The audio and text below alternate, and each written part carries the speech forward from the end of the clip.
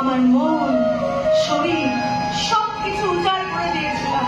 কিন্তু অনেকেই তো জানি তোমার আর জনি প্রেমের সম্পর্কে কথা ছিল, কিন্তু এখন নেই।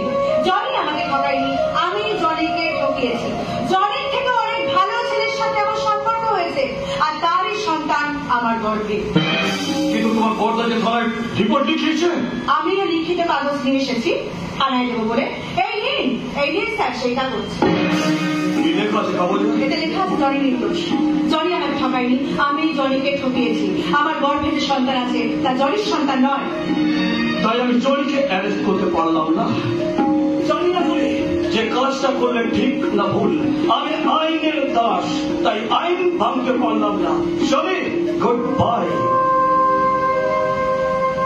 আসি জনি। জনি, তুমি খুশি হয়েছো তো? এভাবে আমাকে মুক্তি দেওয়ার কারণ বুঝবে না, তুমি বুঝবে না।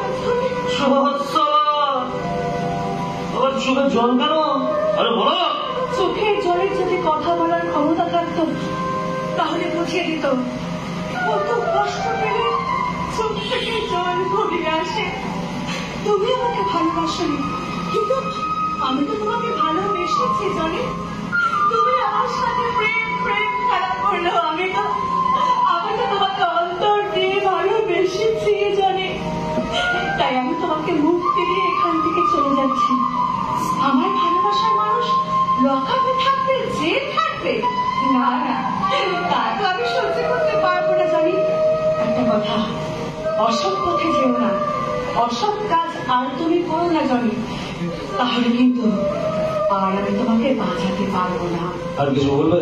হ্যাঁ, বলছি যে একটা অনুরোধ রাখবে। তোমার পায়ে ধরে একটা প্রণাম করবো গো।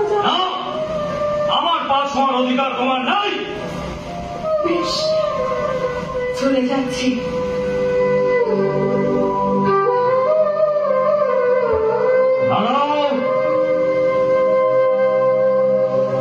আর এক পাও তুমি এগোবে না।